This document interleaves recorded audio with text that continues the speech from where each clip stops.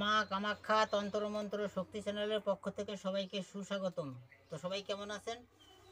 আমি ভরত মণ্ডল। বেশ কিছুদিন মন্ত্র দিচ্ছি, কিন্তু আজকে একটা মন্ত্র দেব, এটাও গুরুমুখী বিদ্যা। এই মন্ত্র দিয়ে বশীকরণের কাজও করা যাবে, এবং পলাতক ব্যক্তি যদি সে দেখা যাচ্ছে বাড়ি থেকে পালিয়ে অন্য কোথায় চলে গেছে, বাড়ির লোকজন কেউ খোঁজ খবর পাচ্ছে না,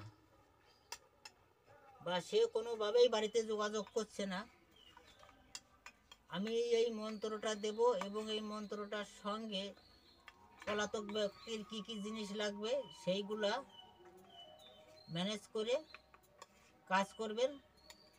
7 থেকে 10 দিনের ভিতর যদি সে জীবিত থাকে তাহলে বাড়িতে যোগাযোগ করতে বাধ্য, কাজ হবেই। তা চলুন আগে মন্ত্রটা বলছি, মন দিয়ে শুনুন, তারপরে নিয়মকানুনগুলো ভালোভাবে বুঝিয়ে দেব। ওং নমো ভগবতে রুদ্রায় এ দৃষ্টি লেখি নাহারা সাহা, দোহাই কংসাসুর কি জুট জুট পুরো মন্ত্র ঈশ্বর বাঁচা। মন্ত্রটা আমি আবার বলছি, মন দিয়ে শুনুন। ওং নমো ভগবতে রুদ্রায় এ দৃষ্টি লেখি নাহারা সাহা, দোহাই কংসাসুর কি জুট জুট পুরো মন্ত্র ঈশ্বর বাঁচা। মন্ত্রটা ভালোভাবে মুখস্থ করে নিলেই কাজ হবে। শনি মঙ্গলবার ধরে বা অমাবস্যা পূর্ণিমায় মন্ত্রটা মুখস্থ করলেই কাজ হবে।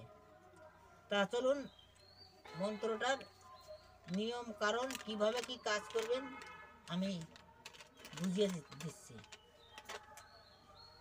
প্রথম মন্ত্রটা শনি মঙ্গলবার মুখস্থ করে নিলেন। নেওয়ার পরে পলাতক ব্যক্তির ফুল 1 কপি ছবি লাগবে, মানে ফটো লাগবে। হলো কাঙ্ক্ষিত ব্যক্তির যে কোনো পোশাকের টুকরো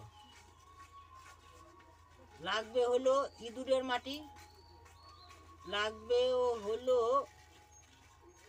কাপাস তোলার বীজ এবং কিছু সাদা সরিষা, সব একত্রিত করে মন্ত্রপুত করে ওই জিনিসটা কোথায় রাখতে হবে এই নিয়মটা আমি দিচ্ছি না, বাকি টোটালটাই সম্পূর্ণই সঠিক জিনিস বলছি।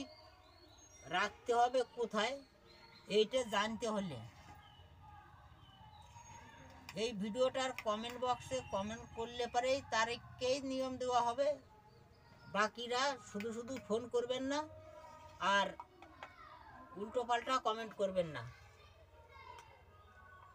যদি ভিডিওটা ভালো লাগে লাইক শেয়ার কমেন্ট করবেন এবং চ্যানেলটা সাবস্ক্রাইব করে রাখবেন এবং বেল আইকনটি অন রাখবেন নিত্য নতুন ভিডিওর জন্য।